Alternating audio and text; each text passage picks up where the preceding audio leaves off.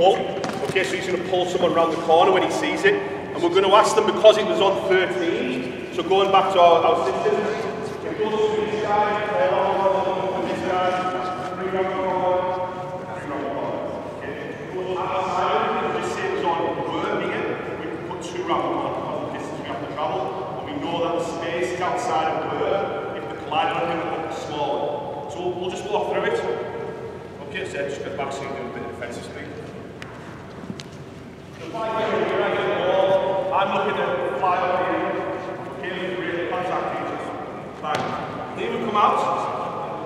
1, 2, 3, it is. You can see straight away, because we've got round the corner with 3 people, we've now got an extra 10 meters space on the outside of the defense. Okay, just go back. We do the same thing, but we only get every one. Just put 2 around the corner, please. So we get to here, and we're doing small world stuff, so this is not going to be a bit bigger. We come in here, we come up with a line. I get smashed in, but we only put 2 around the corner. Just put 2 in the corner, 2. Back, stop. Now that we have more to be in this direction here, and we're also 10 metres narrower from the outside. So if we're looking at opportunities in attack, and you go back to Mob session and say, can we identify where the space is? If you can analyse them in here, you say, right, guys, put 2 around the corner in the midfield. What does that mean? That means potentially 10 to 15 metres of space on the outside. Well, we usually get quick contact here when you go to the 15 metre channel because we know they can't defend us there, so it's going to kill their line speed.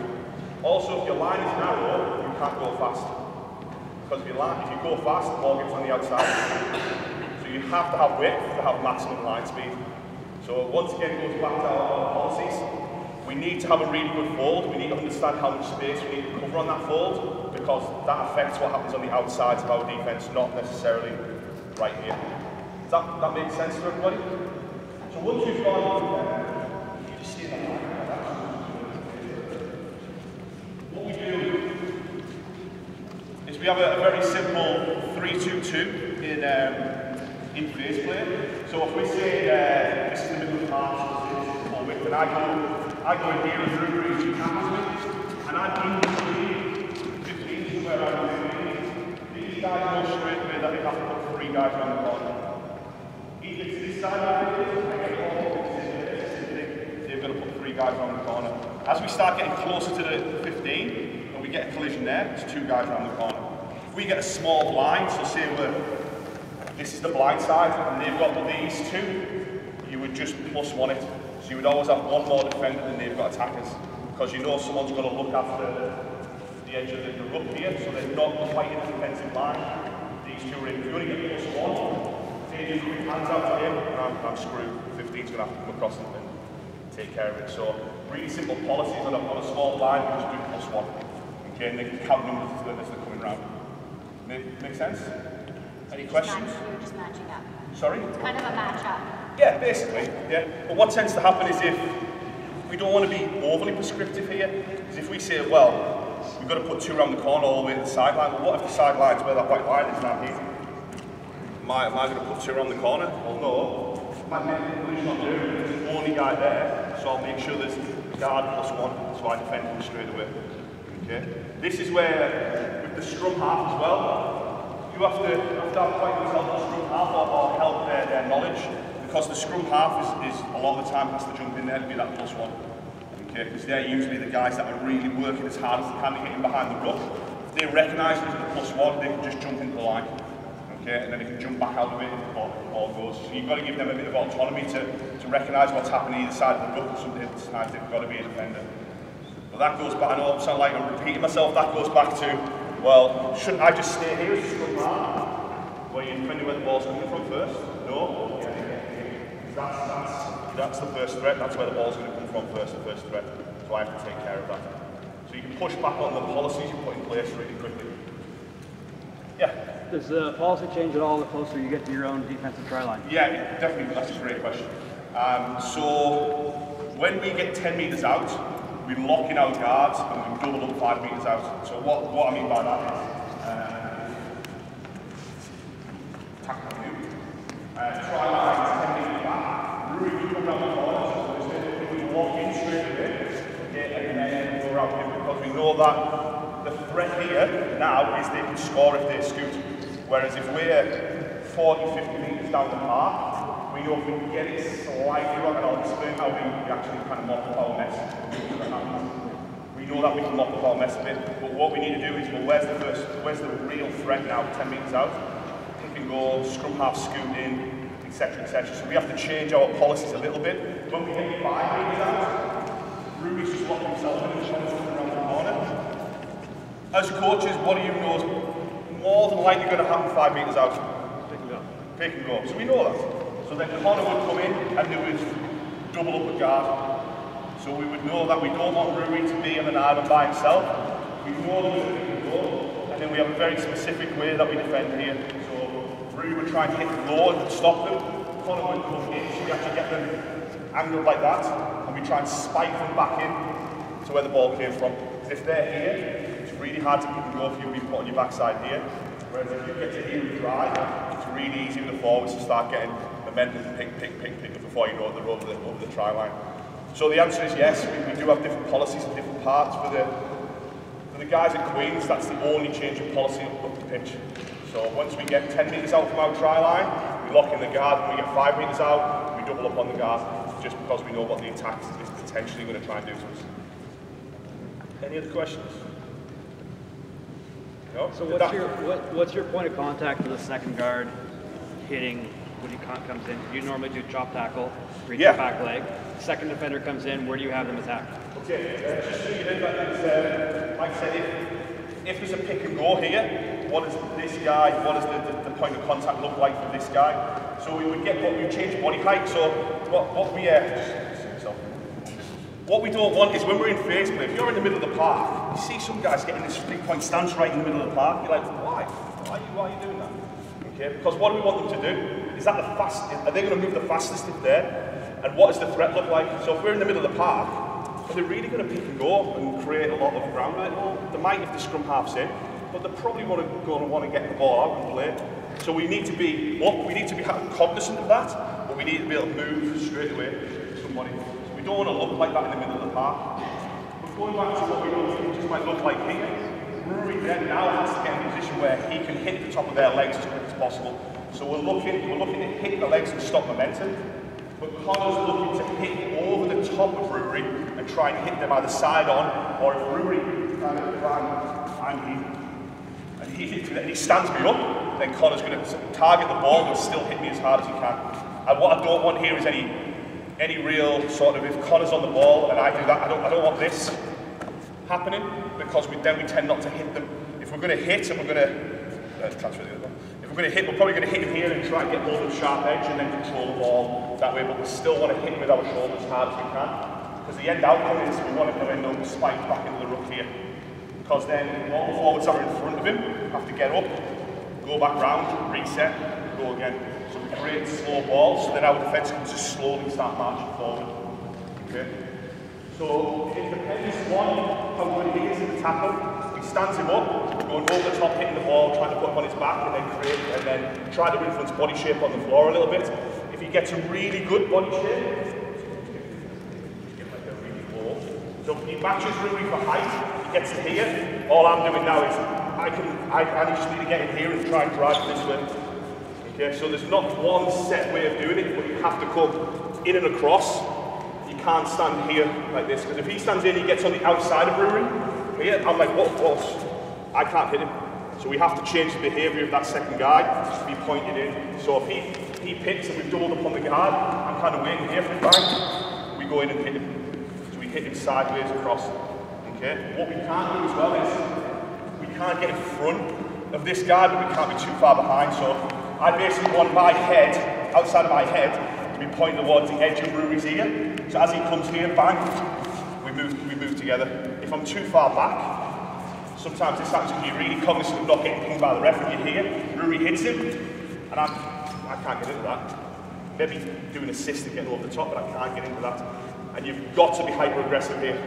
There's no like, I might hit my head, it just doesn't matter. Like, you've just got to get in and amongst that as hard as you can. The other bit as well is, if we've hit him, just go down like being hit. We're trying to put him on his back, we're trying to put him on his back and and change his body shape on the floor so he can't present very well. But the big thing is, you get the forwards here going. I just made a big tackle, and they lie on the floor like this. This is where we go absolutely berserk with them, because if Rory's hit there, I'm on top, we're out of the game now. So we either get up influence the ball, or me and Rory will try and pull ourselves out as quick as possible, and we'll roll out of the ruck. We won't come back out and go to here. Why do we want to go to here? Because there's 2 guards already in place, so we actually start getting their way. So when we actually come out of this, we want to come out the back of the ruck and then rejoin at the outside of the guards. We never want to kind of roll into the guard's way. That makes sense to everybody? I know I'm kind of speed talking in a minute, but that's it. That's a question. Yeah, cool. Any other questions about that particular area? Or can we move on to the ball and jump? Yeah, good. All right, awesome. So once we've got outside the guard shield in here, we've dealt with all that going on. We need to get the ball on jam. So if I'm opposite, so if I'm opposite your man here, he knows immediately I'm on ball. So as the ball's passed, just you can mini attack. So if Andy's got the ball, we'll move in. So if you're opposite Connor, sorry, what's your name? Adam, if you're opposite Connor, you're inside. So you just going down, so you can start the ball. Okay. So stand there. So she knows already, she's pointing in communicating. It's like hand on ball, hand on ball, hand on ball. What that gives is Rory immediately knows if she's on ball, I've got to be the hunter. So there's no ambiguity on that. He is now the hunter. He's hunting inside that space.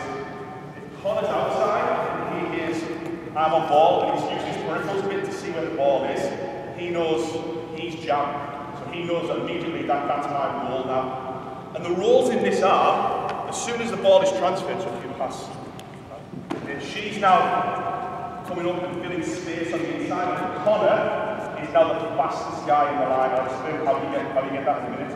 What we don't want is her to do this. Connor moves up, so we get no pressure on the inside of the ball. Okay? That means Rory then has to race in, and that means everyone is out of shape. Okay? So just move back to where we were. So pass it. So if she's on ball, also she passes, she then connects to the inside. Steps back inside now, bang, you should be wearing every week. That's dominant tackle, smash, back, your hero, all the adverts, all that type of thing. Okay? So what we've got to do is, I think someone asked the question is, can you manipulate where they're going to attack? Well, very simply, yes. Like, if he comes back inside and he gets hit as hard as possible, he's going to know there's no option back, we can't come back inside. Okay? If there's an offload, and Rory's doing the same thing, so we'll just pass the ball again. Okay, and then all filling on the inside here. Bang, any ball back inside, they're going to get absolutely empty. Okay, so that's what we mean by work rate on the inside. Just go back. The minute that stops, I'm going on the inside. Okay, passes, Connor goes up. Look at this, look at all this. This is what Bob talks about. This is where we attack now. And all that is work rate. Work rate and understanding of your role. So as soon as the ball goes out of your channel or moves in front of your face, you are now hunting on the inside of the next man. Okay? And what we don't want, and the cue I give them is, you've got to connect your outside hip to his inside hip. So what we don't want, like I said, is her to turn her hips. She's now disconnected from him, and she can't put any pressure on him. If she's now connected her outside hip to his inside hip, this is happening. Coming up, coming up, coming up. And we want her to try and ride as square as she can in the movement she's doing. She's never going to be like this, but we want her to be here so she can make the decision to either side. We never want her to be closed off with the defender behind her. She can't really tackle like this at all. Unless your hips are facing where you want to be, you can't really tackle like this. Okay? So, line speed. So we use the ball to cue line speed. What that means is, as the ball comes out, the initial pass, that's the release point for our line.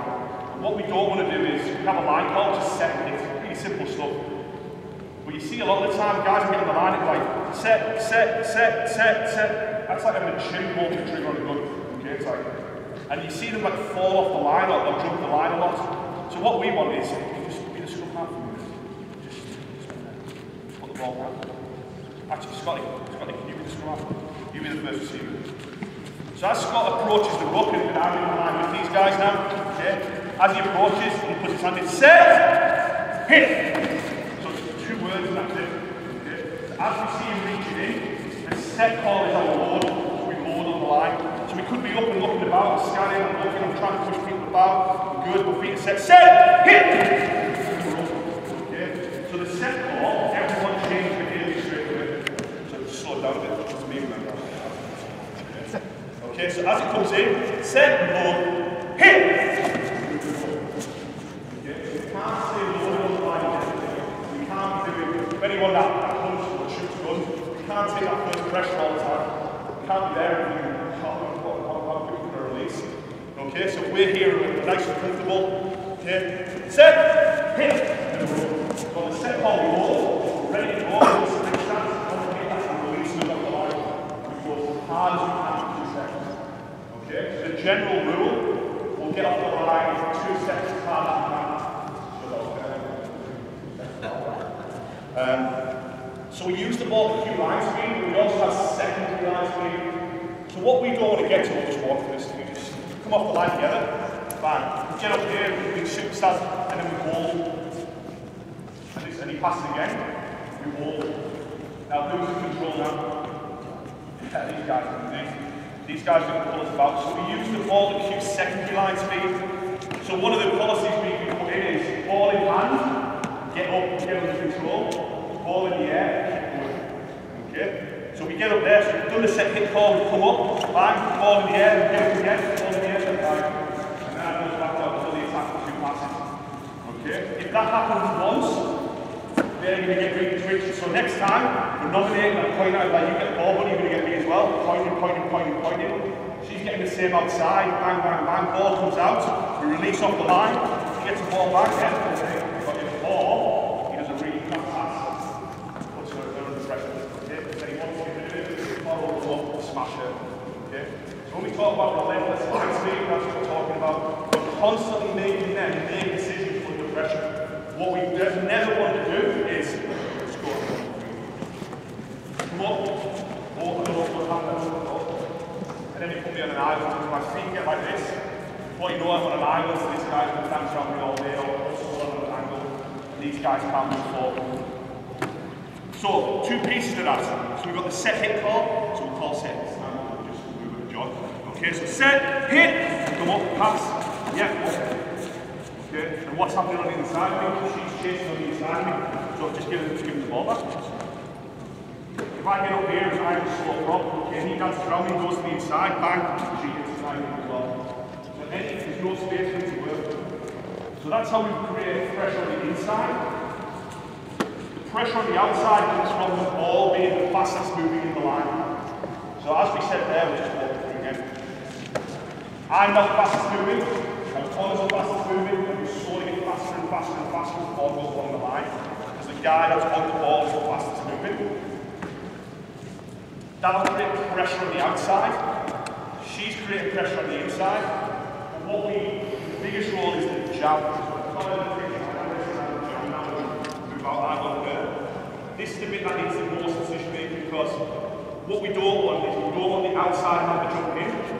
Because as soon as I jump in, he's going to jump in with me. All the outside guys are going to jump in with me and narrow the defence straight away. If you think about how we want the inside of the defence to work, if I jump in here, then just fall 2 round. I jump in here, he's going to come with me, and we fall 2 round. Can't pressure the run again. So if we've left no space, they can't get in. Really there, we have to do naturally there. Okay? So what we have to do is, as we just fall on him, so we just come up. Okay, stop there, stop. So I'm jabbed, I'm slightly behind him. So what I'm doing is, one, I know my attack is here, but I'm marshalling the space here. The only time I go in, just imagine he's like lightning hits on the outside. Once again, policy, what you do, defend the ball first. I know now, I have to go in because he's beating on the outside. I have to go in. Okay? If he can, we'll talk about defensive position in a minute, how we stop that happening. If he goes in and makes a tackle, just go down on one knee. Bang, my job now is done. Can he make an offload? Is she going to run a line? If she runs a line, I'm going to go in and hit her. Okay? If she can't, and that tackle's been great, to put her on the floor, what's my next job? On the pull. Okay? If you've seen that happen, less space, marshalled it, know what's happening out here. Yeah, pull, then I'd go out. Okay? So my job's twofold, marshalling space and protecting his outside shoulder. Okay? But then I'm on the pull straight away because I know I need to get the win as quick as possible. If I have to go in, so as soon as I go in, as soon as I go in, we don't want to strip any numbers off the outside.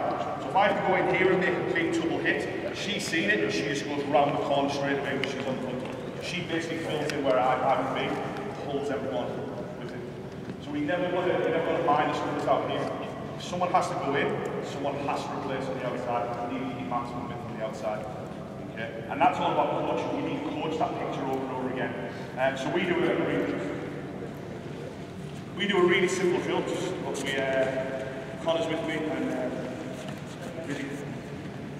Okay? We coach a drill like this, 3 on 3.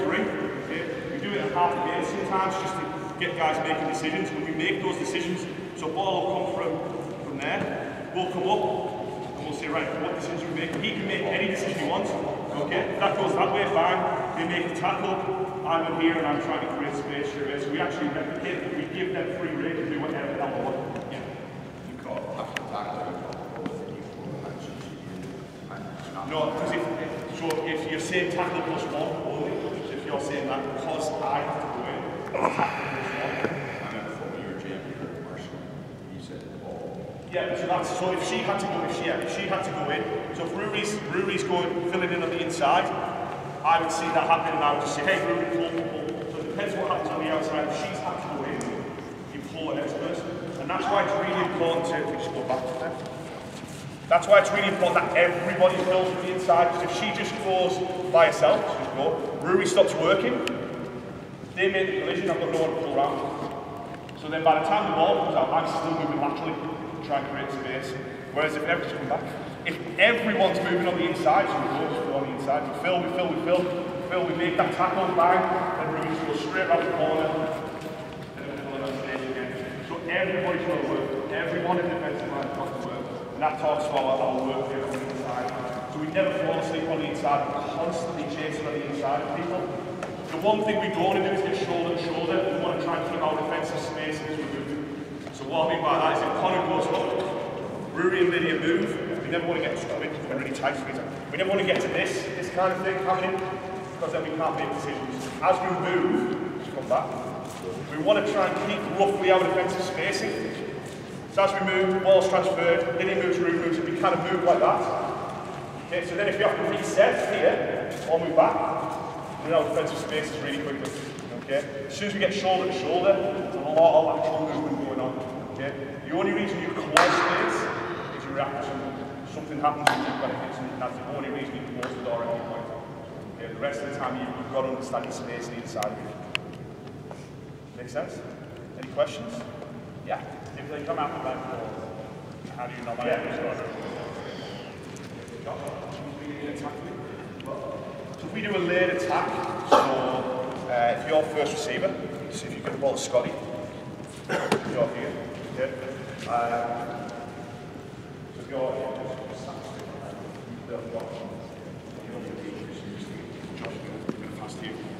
so if we go back and push down our policies again, so we use the ball to cue line speed.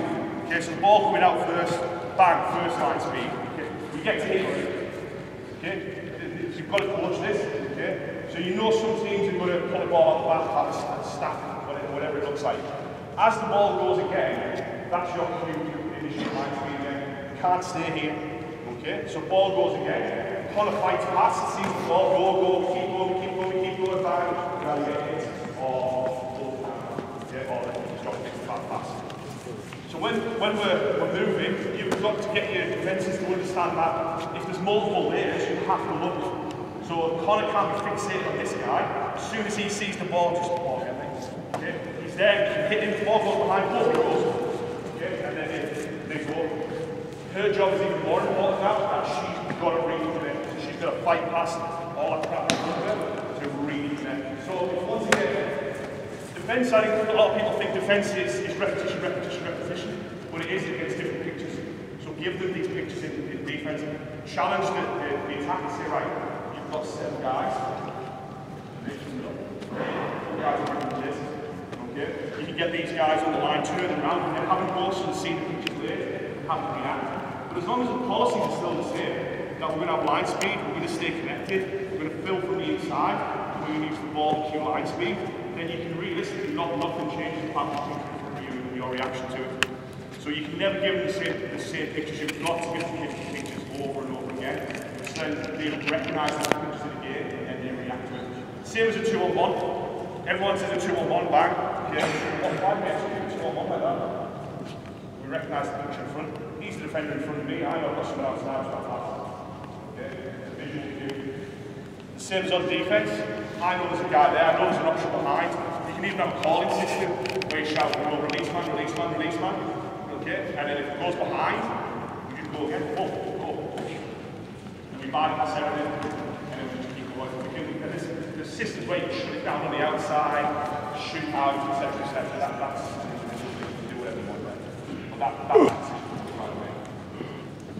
If you want the hand again, In terms of you want him actually between the ball and the offloader, the area of the offloader. no, we want him to, as a general rule, we want him to be able to be in place as possible. So if just put the ball in this guy.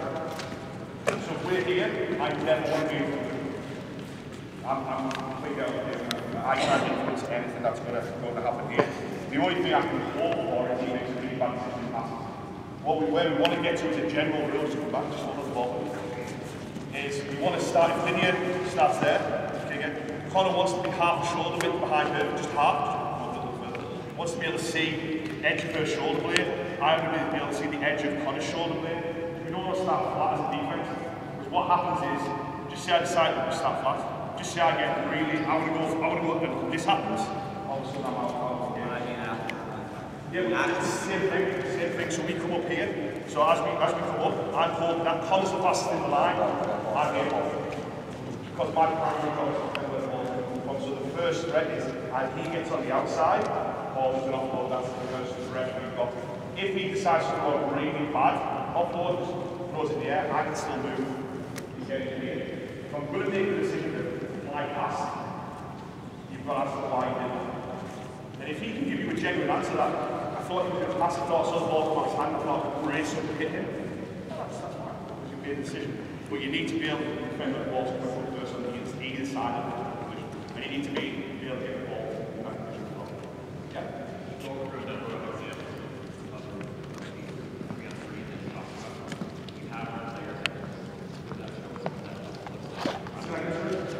You said that you have to read practice to the Yeah. you have to show us now. But all you actually have to do is 4 reps and see what you're looking for. Yeah, sure.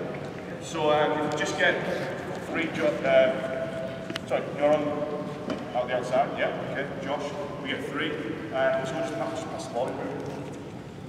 Okay, give him the ball. So we go back to, when we set up a 3-on-3 like this, we're not going to do a collision, normally we do some element of a collision. We would say like, right, what do we want to do here? We want to use the ball to initiate line speed. Okay, we want to understand the role of the hunt and the role of the jab. Okay, the ball in this is very, very, very easy. So all I want you guys to do is just play out a 3v3. Okay, you can do whatever you want. The only stipulation I'll do is you've got to pass first. Okay, right, we'll just close them down. So let's go. Set. Hit. Let's go again. Set. Hit. I got ball. That's as simple as it gets. The reason that it's as simple as that is, if we put it in the big defense, we're not seeing those guys make decisions. And as soon as you bring an element of contact in it, that all changes. Because everyone will look good as the touch, but if you're actually going to stop someone, and then that affects their position on the floor, and then it affects where they actually get to it, either side of the defender, then it changes the decision making on these two. So the constraints you can put the start with are, right, we'll make it wide. Make it wide, stay where you are, make it wide. So now you're asking for more decisions of them because she's got to cover more space, he's got to manage more space, and he knows that the guy obviously here has got more space to work with. Okay? Now does that change their behaviours? Well, it shouldn't, because they've got policies that work to. Let's go. Set. Hit. Whoa, whoa, whoa, whoa, whoa. Fine, there we go. Perfect. We can make it narrower, we can pull more guys, we can do a 5v5. So the progression that we do 5v5, we've got fold after the collision. So we're actually talking about, well, we've made the collision now, who's now making the next decision to pull or push. So we can increase it to 5, then we can put it into a game or a drill. So one of the drills we do, we can just, you two can come into the line for me. We've got two of theirs. Trying to influence behaviour and line speed, because one of the drills we do a lot of, the ish drill, what we want to do is killing the attack in 2 passes. So the challenge is now, by the time we get to Josh, we have to be able to shut him down on Josh or before. Okay? And that's all you need to do. You guys need to make sure if he gets the ball, you're right in front of his face already. But at any point, if they mess up and fly out too quickly, you can step in and go back inside. Okay? Right, let's see if we get there. Set. Hit. Whoa, whoa, whoa, whoa, whoa. Okay? So we don't see use bigger spaces in this, but from that really, really simple drill, we can now say, okay, well, we'll have a fly half, we'll have a central, we'll have a forward, we'll the other thing is the attack in 2 passes. Or we'll put the attacking, still going to kill the attack in 2 passes. Or we'll make it wide, we'll make it short, we'll put forwards instead of backs, we'll constrain the GSA, so there's only 2 going around or 3 going around. But the emphasis is still the same. If we've got numbers in the line to go forward, we're going to kill the attack in 2 passes. Hold their space. I wouldn't recommend doing this, but we don't defend players, we defend space. Okay, so if Connor's here and Lydia's here, okay, she's there. Okay, so small world, imagine we've got an extra few meters on each side of the defenders. Lydia would actually guard this space, Connor would be on hand. Okay? Now a lot of defenders get really twitchy about this because there's no one in front of them to hit. But if I take Lydia out now, we can imagine a couple more meters on each side of that defender. How comfortable is Connor now? Connor's a really good defender, he's got pretty quick feet. I still don't feel comfortable because you've got all this space to cover. So if you say that each defender is equivalent to 6 to 8 meters, Lydia goes back in, well imagine that's kind of the, okay? We just give her steers now. So we see yours protecting this, you're protecting her outside shoulder, protecting his inside shoulder. If anything comes into this channel, you defend that. Okay? So we can go to maximum line speeds with the ball. Okay? As soon as the ball goes in front of a bank, change everything that we move. So we can, because we cover space, not the man, we can actually defend more effectively.